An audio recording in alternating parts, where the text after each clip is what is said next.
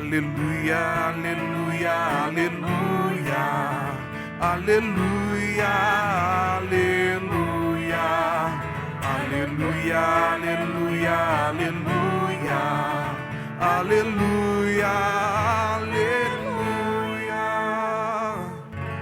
Eu te louvo, ó Pai Santo, Deus do céu, Senhor da terra.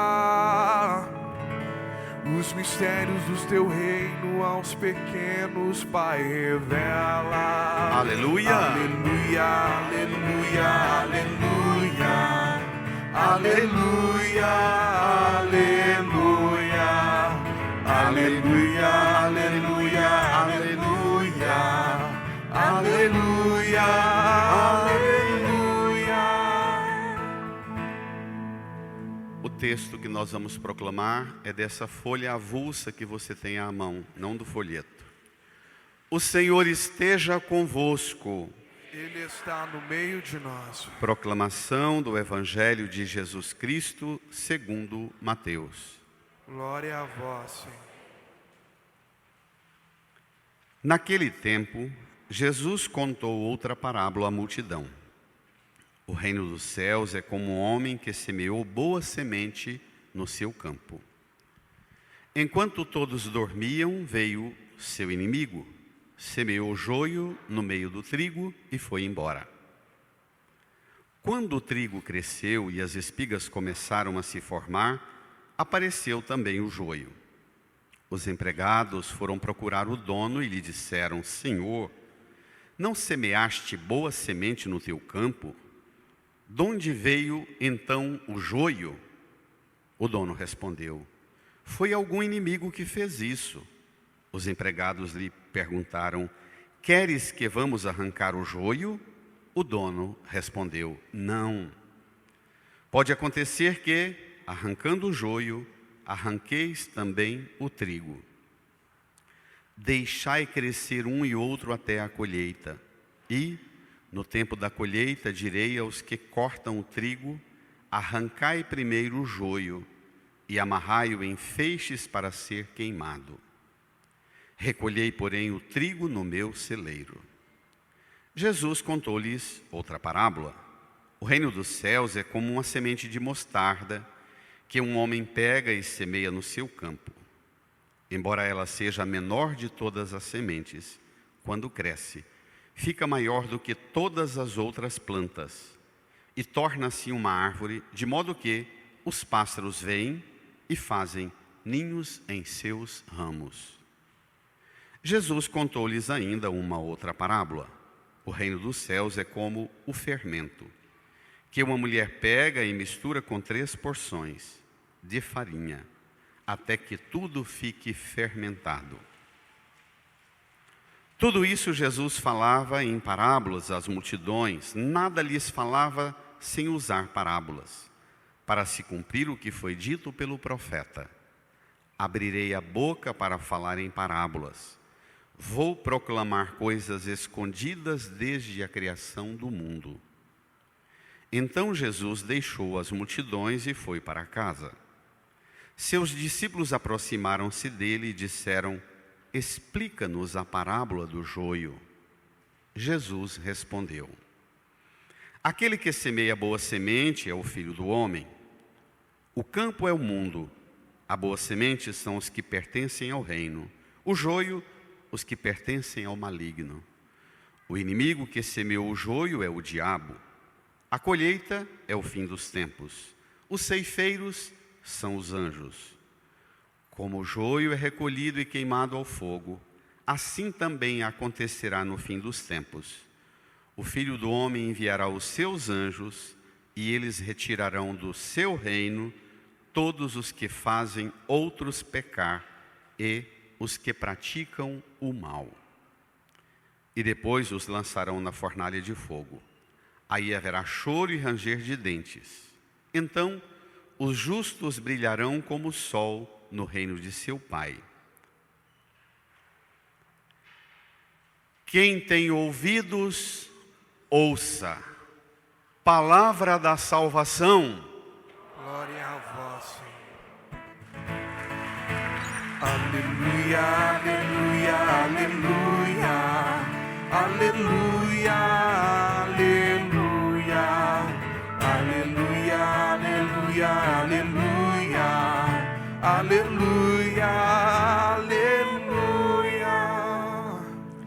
Nos recolhamos um tempo em oração, peçamos ao Divino Espírito Santo que Ele venha em socorro da nossa fraqueza e interceda por nós para que alcancemos a plena compreensão da palavra.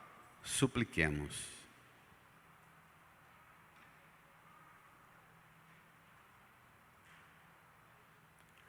Amém. Irmãs e irmãos, estamos acompanhando Jesus nestes tempos através do Evangelho de Mateus. Por esses domingos estamos com Jesus dirigindo uma série de ensinos através de parábolas para as multidões. As parábolas, ou o método de ensino através de parábolas, é um método típico especificamente da cultura judaica. É genuíno do ambiente judaico. E que Jesus recuperou esse método e deu uma sofisticada neste método de ensinar através das parábolas. Quando você aprende com Jesus a ouvir a parábola, você vai escutando a parábola e a história exige de você um movimento para que você entre nela.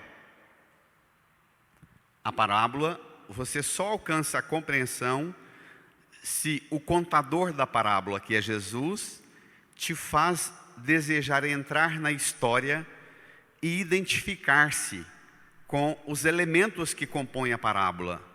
Os personagens, o conteúdo, os símbolos, os gestos, os movimentos, as ações que ocorrem na historinha contada, você precisa se situar como um personagem ou um elemento que compõe a parábola. Essa pedagogia dá uma sacudida em quem escuta e faz a pessoa desinstalar-se. Eu quero recomendar, até pedir que a gente tivesse a fórmula longa que você tem à mão, exatamente por isso. Porque na fórmula que saiu no texto, é a fórmula breve, que termina com a primeira parte da parábola do joio e do trigo e encerra lá. Você vai ver uma dinâmica muito importante. Jesus ensina a multidão. Não entra em detalhes. Num certo momento ele deixa a multidão e vai para casa. E os discípulos seguem Jesus em casa. E em casa os discípulos fazem perguntas sobre a parábola. E a parábola é exatamente um ato de comunicação para cultivar em você a liberdade, mas também o anseio de aprofundar naquilo que Jesus conta.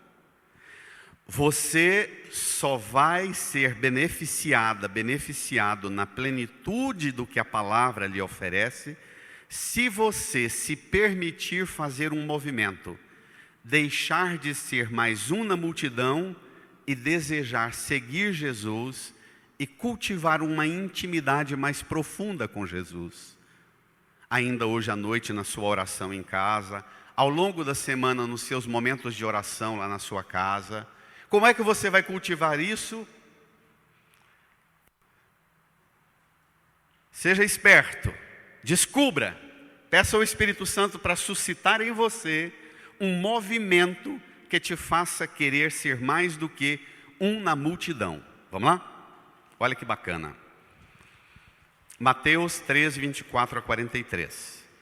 Naquele tempo, Jesus contou outra parábola à multidão. Contou outra porque ele está numa série de parábolas, contando várias parábolas. E está dirigindo esse ensino por parábolas para a multidão. Contou outra. o reino dos céus é como um homem que semeou boa semente no seu campo. Leia. Enquanto todos dormiam, veio seu inimigo, semeou joio no meio do trigo e foi embora. Aqui já tem uma pista. O reino dos céus é como um homem que semeou boa semente no seu campo. E fez o quê? Quando o trigo... Espera. E fez o quê? Fez o que nós não costumamos fazer. Planeje bem, prepare a terra, semeie, selecione a boa semente, semeie a boa semente e vá para casa dormir. Desligue. Nós vivemos numa sociedade do estresse, do desejo de controle total e absoluto de tudo o tempo inteiro. Temos a presunção e a pretensão que se a gente não desligar, as coisas vão piorar. E pioram mesmo que a gente não desligue. E às vezes piora mais gravemente, porque quando complicam as coisas, a gente não dormiu e está estressado e cansado. E a gente enfrenta o problema com uma reação muito pior do que se tivesse dormido. Então, aqui já tem uma pista. Aprenda a desligar. Faça a sua tarefa. Põe o celular no silencioso, põe longe da cama e durma. Desligue. Por quê? Porque você precisa e nós precisamos tomar consciência de que nós podemos fazer e realizar as melhores obras. Preparar uma boa terra, selecionar boa semente, fazer uma excelente semeadura, mas tudo não está sob o nosso controle e o nosso alcance. Nós dependemos de outras realidades.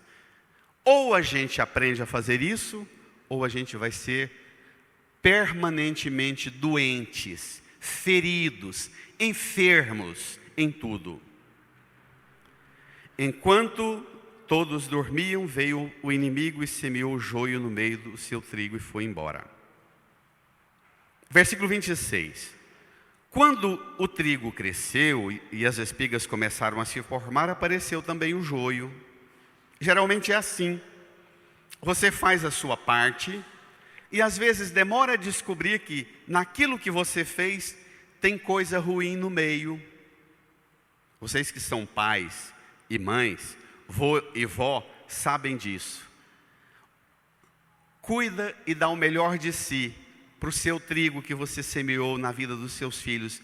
Quando começam a aparecer as espigas, os primeiros frutos da adolescência, você diz, espera aí, esse comportamento dessa menina, desse menino não corresponde ao que eu semeei. Isso não é da semente que eu cuidei. É disso que está falando. Saber identificar que pelos frutos tem algo que precisa ser enfrentado. As espigas começaram a se formar, apareceu também o joio. Cadê o dono? Está dormindo? Vamos ver. Versículo 27. Os empregados foram procurar o dono e lhe disseram, bradem. Senhor, não semeastes boa semente no teu campo? De onde vem então o joio? Esperem. Esta é a pergunta que todos nós fazemos. Qual é a origem do mal? Por que existe o mal? Os empregados vão atrás do dono e perguntam, seus critérios não estão bons. Não semeaste boa semente no seu campo, a gente começa a levantar suspeita do pai, da mãe, do esposo, da esposa, do filho, do padre, do bispo. A gente levanta suspeita de Deus. Aqui se trata de levantar suspeita de Deus. Também nós, quando enfrentamos um trabalho empenhoso da nossa parte, uma semeadura, e que a gente espera grandes resultados e aparecem o joio, a gente pensa, mas por que Deus permitiu isto? É uma bronca dos empregados. De onde veio então o joio? É impressionante o que vem. Versículo 28. O dono respondeu, leiam. Foi algum inimigo que fez isso. Espere lá. Preste atenção num detalhe. O dono não se espanta tanto como os empregados. Os empregados estão apavorados, o dono está tranquilo. Foi algum inimigo que fez isso. Nós fizemos a nossa parte, a gente vai enfrentar, teremos inteligência, sabedoria para o enfrentamento disso. O dono tem discernimento. Os empregados querem uma solução imediata. A resposta do dono revela que ele sabe que ele tem condições de vencer o mal. A pressa e o desespero dos empregados não tem. Esse é o discernimento. Os empregados ficam mais furiosos ainda. Os empregados lhe perguntaram, leiam, queres que vamos arrancar o joio? O dono respondeu, não, pode acontecer que, quando o joio, arranqueis também o trigo. Esta é a resposta mais difícil para quem se considera trigo ou bom empregado engolir. O dono diz, olha, vocês não têm discernimento para separar joio de trigo, não. Quem mexe com roça sabe que as plantas, depois de uma certa altura, ou você planta e limpa logo, ou você deixa crescer juntos. Porque de uma certa altura, em que a planta cresce junto com as pragas, as raízes se entrelaçam por debaixo do solo. Se você vai arrancar a praga, você arranca também a planta. E aqui eu vou dar um salto difícil de ser feito, porque nós aprendemos a ler esta parábola em chave de um moralismo repressor e polarizante. Bem e mal, joio e trigo, quem presta, quem não presta, nós precisamos dar um salto. Porque senão você vai sair daqui mais estragado do que você imagina. E Santo Agostinho dá, século IV, Santo Agostinho dá a chave. Para que você não olhe para o mundo como uma seara em que você considera-se trigo e os seus com os quais você se afina, você acha que são trigo, e o resto é joio e precisa ser eliminado, para que você não saia daqui mais polarizada e polarizado, Santo Agostinho diz assim, na verdade, todos nós temos em nós joio e trigo. Se você tiver coragem de olhar para o chão do seu coração, sua alma, seus afetos, sua inteligência, você vai ter a assistência do Espírito Santo e vai descobrir que em você existem essas duas realidades, joio e trigo semeado em você. E este enfrentamento é para a vida inteira. Muitas vezes, o padre, o médico, o psicólogo, o psiquiatra diz a você assim, olha, a melhor maneira para você alcançar a cura para aquilo que te faz sofrer, seus vícios, o lado joio que te habita, que te preenche, que te fere, estraga a sua convivência com os outros, a melhor maneira é você precisa de ter paciência para entrar num processo de enfrentamento. As 3 palavrinhas mágicas. Acolhe, integra, acolhe a realidade, integra essa realidade na sua vida e depois você enfrenta e oferece para um mundo melhor. O diagnóstico é sempre esse. Não saia arrancando trigo por aqui e por ali. Mesmo na medicina, domingo passado eu falava disso e repito-o. Às vezes, para a gente tratar de uma doença no corpo, a gente quer, na pressa, dizer para o médico, vamos operar logo e arrancar esse trem. O médico diz, não, eu vou te acompanhar por uns 6 meses, nós vamos fazer uns exames, vou entrar com a medicação e vamos avaliar as condições e necessidade futura para uma intervenção. Não é? Na medicina, a lógica é essa. Na lógica da plantação é essa, mas na lógica espiritual também é assim. Olhar para a realidade que te habita e dizer: meus vícios, minhas fraquezas, que me afrontam, que me agridem, não adianta eu tentar uma fórmula mágica e ensaiar uma cura e uma pureza, um moralismo de fachada, porque eu não vou ser isso do dia para a noite, é um processo. O dono tem consciência e é preciso que os empregados, que você que administra o campo, a seara do seu coração, dos seus afetos, da sua psique, da sua alma, da sua inteligência, é preciso que você que administra esse campo descubra o potencial que você tem para cuidar deste campo, mas também tome consciência dos seus limites. E tomar consciência dos limites, às vezes, supõe escutar um conselho chato, que é dizer assim, você vem no padre, o padre diz assim: eu entendi tudo o que você falou, eu acolho sua dor e seu sofrimento, mas esta realidade que você tem, você vai ter que contar com uma ajuda mais qualificada e capaz de te ajudar a enfrentar isso. Vá para o psicólogo, vá para o psiquiatra, vá para o neurologista, vá para o médico. E às vezes a pessoa fica irritada e diz: o padre não tem fé, porque ele está me mandando, eu vim para ele fazer uma reza poderosa e um milagre. E o padre diz: vamos buscar ajuda qualificada. As ferramentas, você não tem poder de discernimento. Pode ser que arrancando o joio, você arranque também o trigo. Agora amplie a visão. Ponha isso nas suas relações na família, na sociedade, polarizada pelas ideologias A ou B, direita e esquerda, em que você considera que o seu lado é trigo e o lado de lá é joio. E você prega, até na igreja, que a igreja só vai ser igreja a hora que tirar todo mundo que tem aquela outra tinta que não é a sua.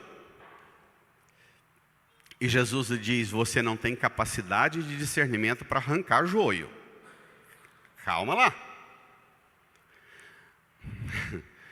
Quantos padres tomam posição ideológica na política e o povo vai embora com raiva do padre, porque o padre combateu a ideologia que a pessoa não gosta, e outros de bom senso e equilibrado falam: eu até sou da ideologia que o padre defende, mas o padre, o pastor, feriu e machucou e escandalizou, querendo arrancar. Quantos, especialmente os jovens, não suportam um totalitário aqui em cima, de direita ou de esquerda? Ou a gente conduz para capacitar e qualificar para uma convivência, você esposa e esposo, pai, mãe, filho, você na sua sala de aula, você no seu trabalho, você precisa olhar para a cova onde você está plantado, olhar para quem está do seu lado de cá e dizer: é difícil, mas eu vou ter que dividir essa covinha até o dia da colheita, não posso arrancar. E a educação para a tolerância é: ou você desenvolve isso, ou você nunca será discípulo e discípulo do Senhor. Você pode ter a ideologia que você mais se orgulha de ser militante dela, mas discípulo e discípulo do Senhor nunca serás. Está claro? Não estou perguntando se concorda. Concordar é um problema seu. Estou perguntando se está claro. A doutrina católica, diz Bento XVI, é clara.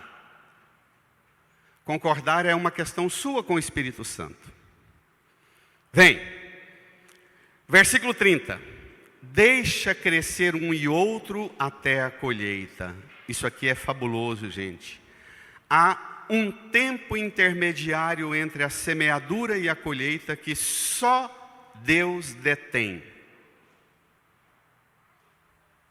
Repito, há um tempo intermediário entre a semeadura e a colheita que só Deus detém. Nós nunca. Continua. E no tempo da colheita direi aos que cortam o trigo: arrancai primeiro o joio e amarrai-o em feixes para ser queimado, recolhei, porém, o trigo no meu celeiro. Agora vem a surpresa. Versículo 31. Jesus contou-lhes outra parábola. Eu vou só ler brevemente, não vou me deter nas duas parábolas, porque quero a conclusão do joio e do trigo. Versículo 32. 31. O reino dos céus é como uma semente de mostarda, leia, que um homem pega e semeia no seu campo.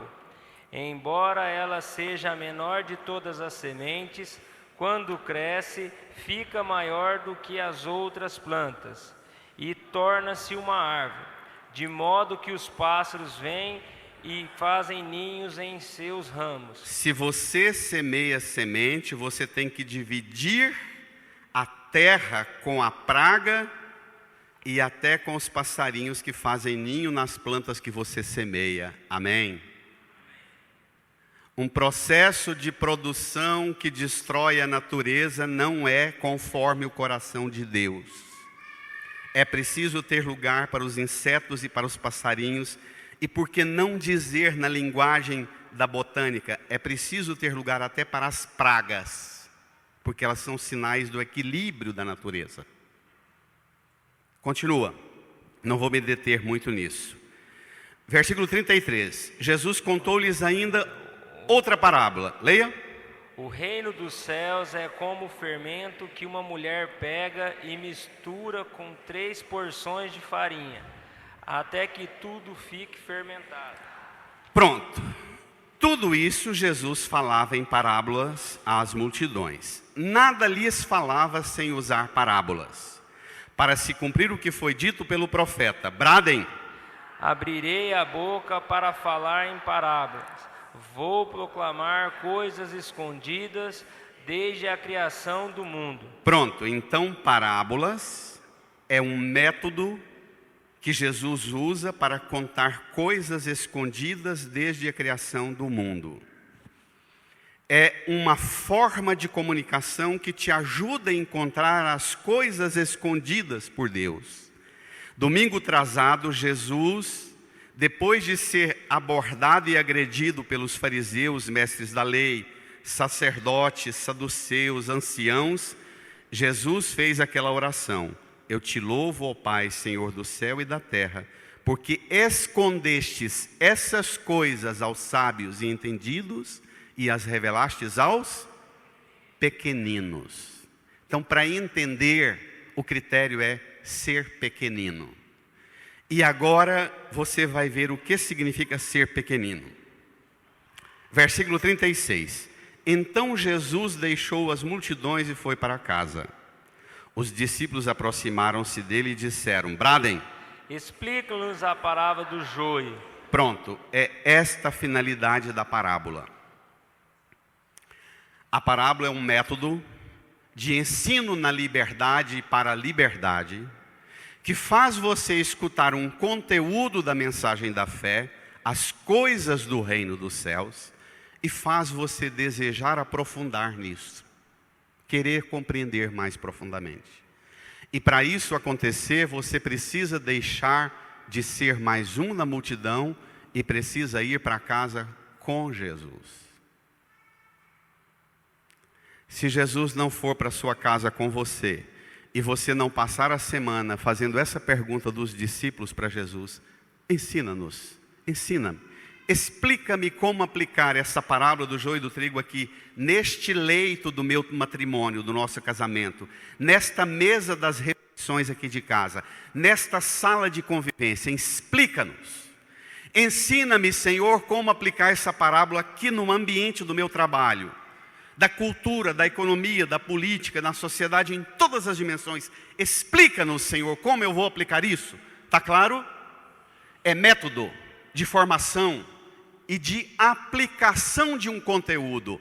O problema é que a gente fala: não, a religião é coisa subjetiva, a gente aprende aqui, depois saindo daqui cada um escolhe do jeito que quer. Aí dá na tragédia que nós damos. Nós transformamos a igreja no lugar de polarização de joio e trigo. E é uma guerra. os que se consideram, todos se consideram trigo, e todos acusam os outros e as outras tendências de serem joio.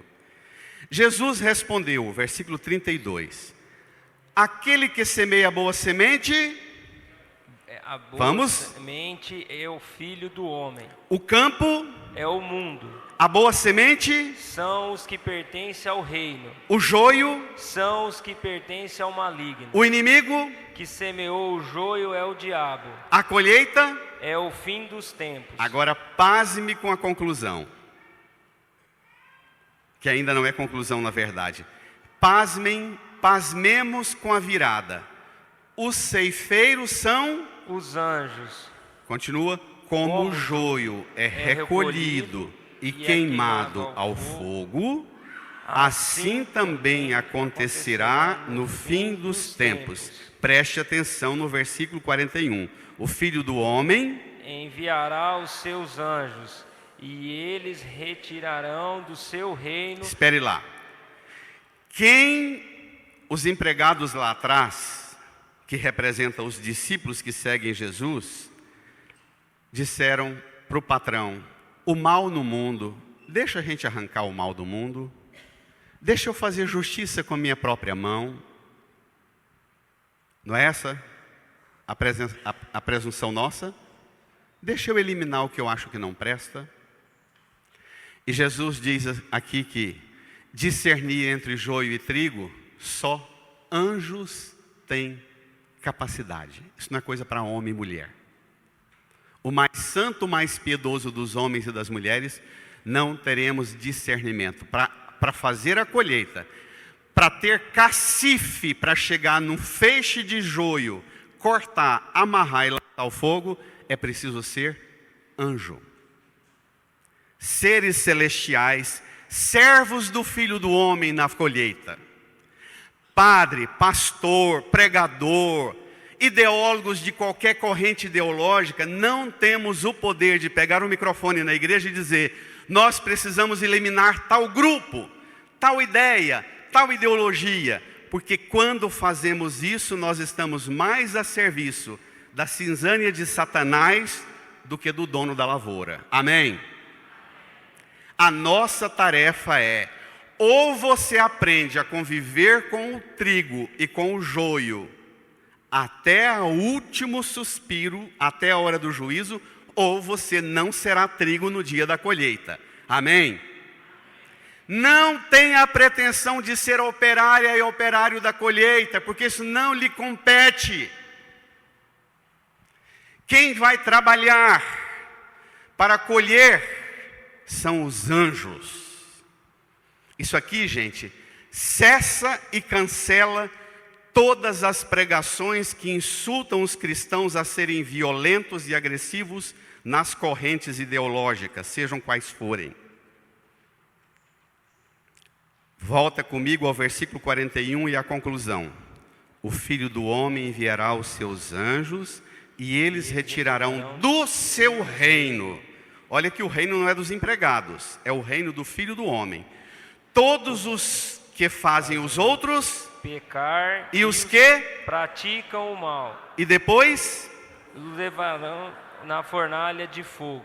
Aí haverá choro e ranger de dentes. Então os justos brilharão como o sol no reino de seu Pai. Quem tem ouvidos, ouça. Claro que isso deu muita raiva nos discípulos. Pedro foi um que ficou furioso com isso. Jesus. Quando na noite da prisão de Jesus, que Pedro tira a espada da bainha e corta a orelha de Malco, é para dizer: vamos fazer revolução de mão armada. Ficar esperando esse trem de reino dos céus, de juízo, de fim do mundo, não. Vamos fazer isso agora. Nós podemos. É só a gente pegar a arma e ter quem comanda, mata esse, elimina aquele. Nós podemos. E Jesus diz: quem tem ouvidos, ouça. Agora, notas a título de conclusão. A parábola não é sobre joio ou trigo. A palavra é sobre ter poder de discernir e fazer seleção entre o bem e o mal. O discernir é o destino do outro, que você considera joio, nunca lhe será dado, porque isso é tarefa que Jesus, no dia do juízo final, dará aos anjos. A parábola é sobre saber o próprio limite e reconhecer: eu não dou conta de ter critério para jogar ninguém no fogo, para eliminar ninguém. Amém? Isso é duro, né? Isso não é simples, não. Os sábios e entendidos decidem sobre os outros. Os sábios e entendidos que achavam que sabiam a palavra e sabiam o que era joio e o que era trigo, é o grupo de religiosos do judaísmo que tramaram um processo e jogaram e execraram Jesus no fogo do sofrimento da cruz para dizer: é joio, vamos eliminá-lo, ainda com uma representação teatral para ensinar qualquer um que pregar diferente. Aqueles que pensam que a solução do mundo vem pela violência nunca poderão alcançar a graça de servir a Deus. Portanto, hoje é dia de tirar de mim e de você a pretensão que nós temos de sermos donos da religião e às vezes pretendemos tomar o lugar de Deus. Só Deus pode realizar o julgamento do outro. Irmã, irmão, para você não ter medo do que vem pela frente nessa semana, vamos rezar. Não vou nem explicar. Vamos terminar rezando juntos a segunda leitura, que ela é muito bonita. Faça desse texto uma oração. É preciso agora do auxílio do Divino Espírito Santo. Diz assim a carta de Paulo aos Romanos: irmãos, o Espírito vem em socorro da nossa fraqueza, pois nós não sabemos o que pedir, nem como pedir. É o próprio Espírito que intercede em nosso favor, com gemidos inefáveis. O Espírito Santo geme em você porque você não sabe o que pedir nem como pedir. O Espírito Santo vem em socorro da nossa fraqueza e não da nossa virtuose. Segura isso. Continua. E aquele que penetra o íntimo dos corações sabe qual é a intenção do Espírito, pois é sempre segundo Deus que o Espírito intercede em favor dos santos. O Espírito Santo não intercede em você, gemendo em você, em favor de você, segundo a raiva, a fraqueza, a miséria sua.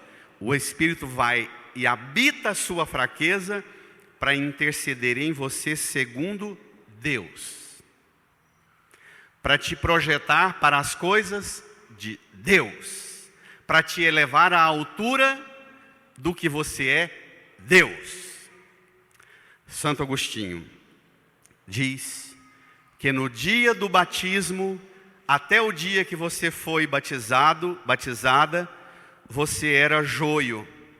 Chegou aqui no batismo, você foi enxertado no lado atravessado de Cristo e pelo batismo você se converteu em trigo. E que de vez em quando você tem uns comportamentos meio estranhos, porque sua natureza é joio. A carne nossa tem muito de joio. E é um combate que a oração precisa sempre recordar em nós, que embora nós trazemos em nós uma natureza de joio, nós já somos templos do Espírito e nos tornamos homens e mulheres habitados pelo próprio Deus. Amém? Brada uma salva de palmas para Ele. Brada! Brada!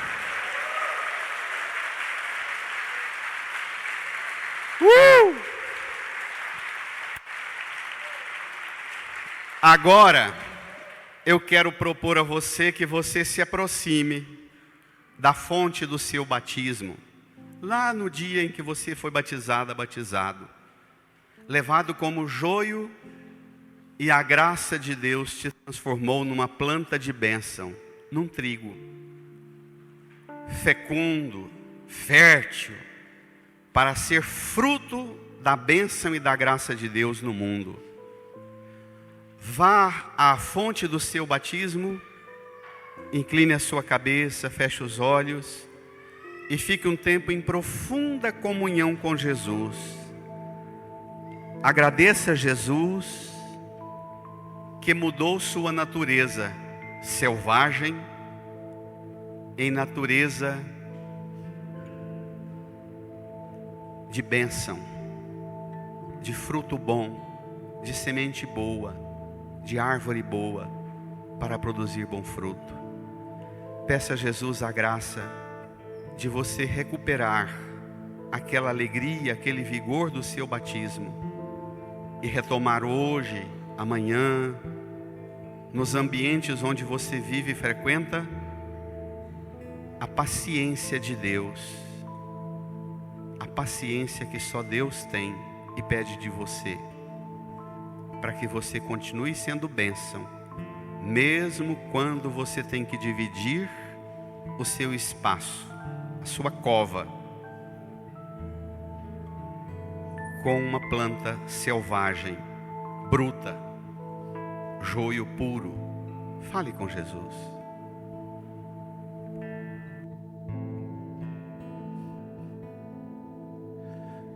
Espírito,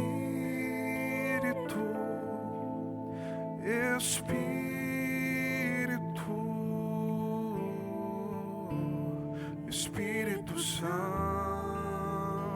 de Deus,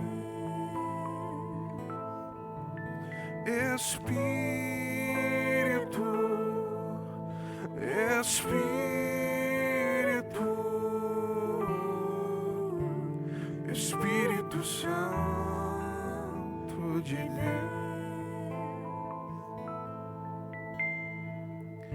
vem controlar todo o meu ser, vem dirigir o meu viver,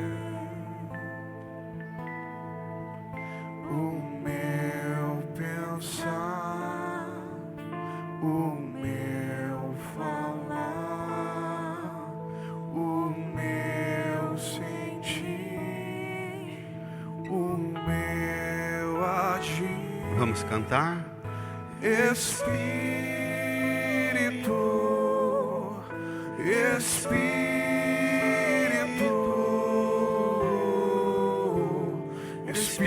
Santo de Deus,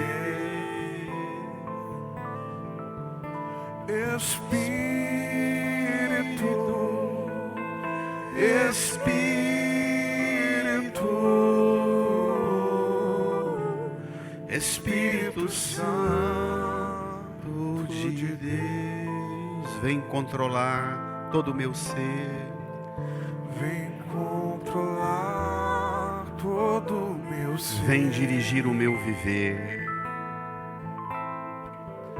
vem dirigir o meu viver. Canta, igreja, o meu pensar, o meu falar, o meu pensar, o meu falar, o meu sentir, o meu agir, o meu sentir, o meu agir. de pé, elevando as mãos para os céus, canta, solte a voz.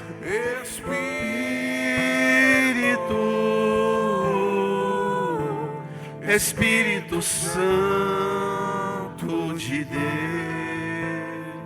só vocês.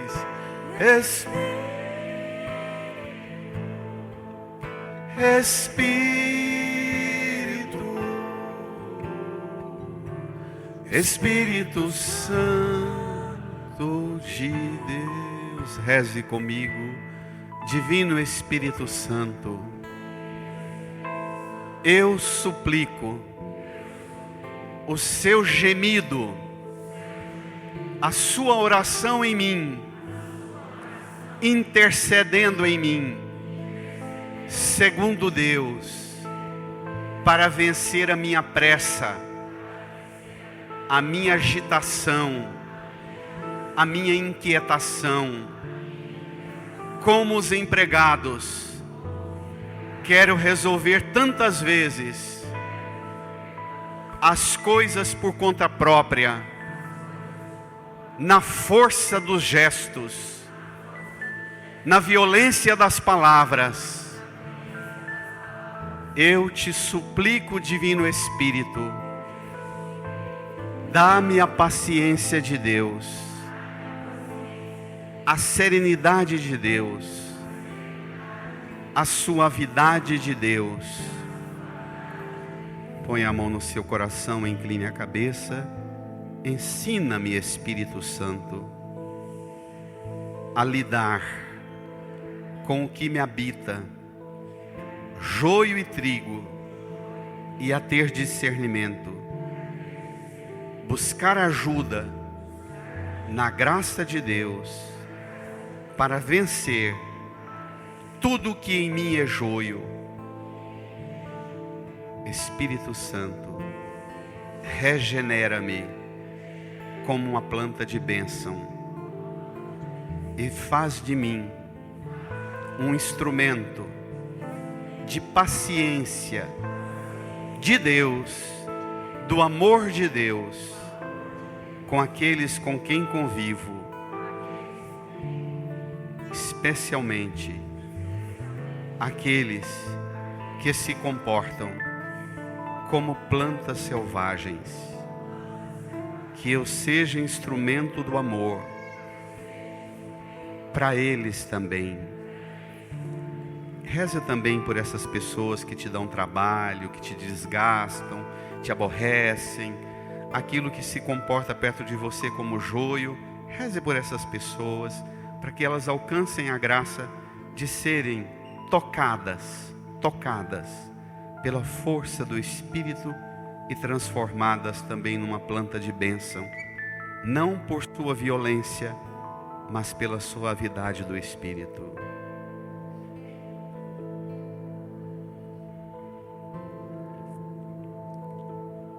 E faça sua oração de agradecimento a Jesus por recuperar em você essa natureza de bênção, de planta boa, de trigo, de árvore de bênção, de frutos bons que você produz. Agradeça a Jesus. Agradeça a Jesus também com um gesto. Dirija quem está do seu lado e dê um abraço bem forte. Deseja a paz de Jesus com todo carinho a quem está do seu lado. Saudai-vos.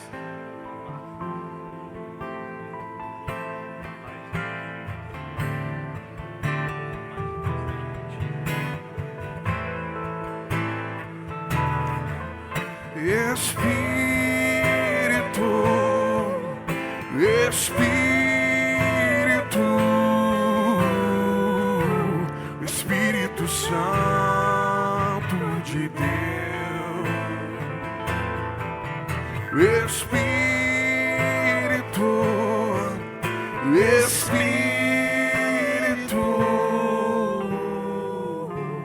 Espírito Santo. Levante uma de suas mãos para os céus, mande essa paz para o mundo, mande essa paz para quem pensa diferente de você, para quem pensa igual a você, mande essa paz para todas as pessoas, para todas as criaturas, mande essa paz. Amém.